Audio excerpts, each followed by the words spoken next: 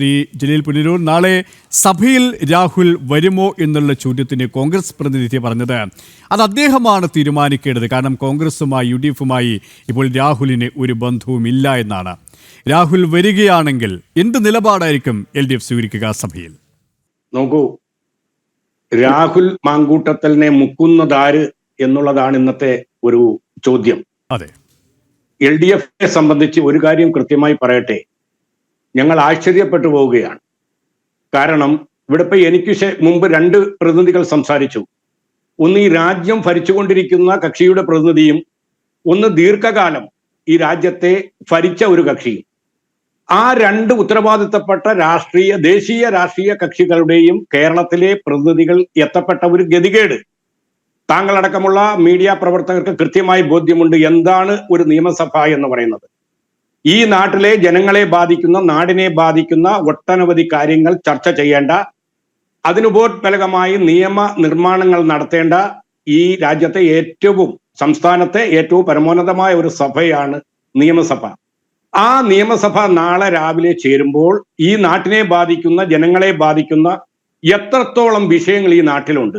എന്നാൽ തീർത്തും ഈ നാട്ടുകാർക്കോ നാട്ടിനോ അപ്രധാന്യമെന്ന് തോന്നുന്ന തരത്തിലുള്ള ഒരു വിഷയം ഏറ്റെടുത്തുകൊണ്ട് രാജ്യത്തെ രണ്ട് പ്രബല കക്ഷികൾ തമ്മിൽ പോരടിക്കുന്നതിനോട് LDF-ന് സത്യത്തിൽ പുച്ഛമാണെന്ന് തന്നെ ആദ്യമേ പറയട്ടെ.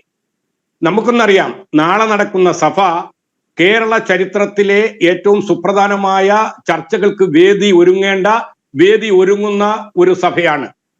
7 ബില്ലുകൾ, 7 സുപ്രധാനമായ നിയമങ്ങൾ പാസാക്കേണ്ട ഒരു സഭയാണ്. എന്നെയും താങ്കളെയും കേരളീയ പൊതുമേഖലയെയും ബാധിക്കുന്ന ഒട്ടനവധി സുപ്രധാന വിഷയങ്ങൾ, വന്യജീവി ആക്രമണങ്ങൾ അടക്കമുള്ള സുപ്രധാന വിഷയങ്ങളെ സംബന്ധിച്ച് ചർച്ച ചെയ്യപ്പെടുന്ന അത്തരം ഒരു കാര്യങ്ങളും ചർച്ച ചെയ്യാതെ കേവലം ഒരു സാമൂഹികമായി അപ്രധാനമായ ഒരു വിഷയം ഏറ്റെടുത്തുകൊണ്ട് നടത്തുന്ന ഒരു ചർച്ചയോട് ഇവിടെ ഉയരുന്ന ഒരു ചോദ്യം, നാളെ രാഹുൽ വരികയാണെങ്കിൽ LDF തടയാൻ ഇല്ല എന്നതാണ്. കാരണം രാഹുൽ എപ്രകാരം ആരോപണ വിധേയനാണോ അങ്ങനെയുള്ള ആരോപണ വിധേയരാണ് ഭരണപക്ഷത്ത് നിരന്നിരിക്കുന്നത് എന്നാണ് കോൺഗ്രസ് പറയുന്നത്, BJP പറയുന്നത്. അതുകൊണ്ട് മിണ്ടില്ല എന്നാണ്. അങ്ങനെയാണോ? രാഹുൽ മാങ്കൂട്ടത്തിൽ കേരളത്തിലെ 140 നിയമസഭാ സാമാജികരിൽ ഒരാൾ മാത്രമാണ്. അങ്ങനെ ഒരാൾ വരികയോ വരാതിരിക്കുകയോ ചെയ്യുക എന്നുള്ളത് കോൺഗ്രസിന്റെ ആഭ്യന്തര കാര്യമാണ്.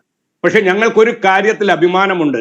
കാരണം ഈ കഴിഞ്ഞ കാലങ്ങളിൽ പോലും പിണറായി വിജയനെ രാജിവെപ്പിക്കാൻ വേണ്ടി ഈ സംസ്ഥാനത്തുടനീളം അട്ടഹസിച്ചുകൊണ്ട് നടന്ന രാഹുൽ മാങ്കൂട്ടത്തിൽ ഇന്ന് സഭയിൽ എത്തുന്നില്ല എന്ന് മാത്രമല്ല, സീറ്റില്ല, ബ്ലോക്കില്ല എന്ന് മാത്രമല്ല, മാസം 1 അദ്ദേഹം ഒരു അടച്ചിട്ട റൂമിൽ ഒളിവിൽ കഴിയേണ്ട ഒരു ഗതികേടുണ്ടായി.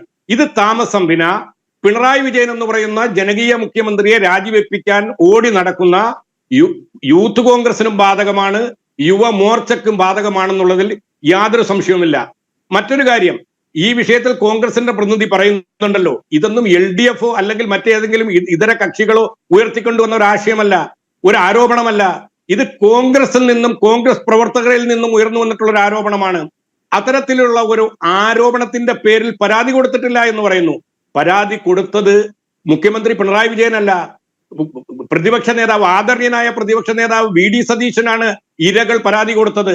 അതുകൊണ്ട് തന്നെ ഇത്തരം വിഷയങ്ങൾ കോൺഗ്രസിന്റെ ആഭ്യന്തര കാര്യമാണ്. കോൺഗ്രസ് തന്നെയാണ് ഇതിന് മറുപടി പറയേണ്ടത്.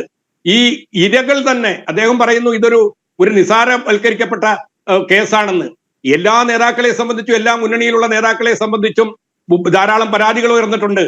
മുന്നൊരു ചർച്ചയിൽ ഞാൻ പറഞ്ഞതുപോലെ നീലജ്യോതിദാസൻ നാടാരെയും PJ ജോസഫെയും P ശശിയെയും അടക്കമുള്ളവർക്കെതിരെ ആരോപണം ഉണ്ടായപ്പോൾ ആരോപണം ഉണ്ടായ മാത്രയിൽ തന്നെ പടിക്ക് പുറത്തേക്ക് പിടിച്ചു കളയാൻ ആർജവത്വം കാട്ടിയ മന്ത്രിസഭകളും മുന്നണിയും ഉണ്ടായ നാടാണിത്.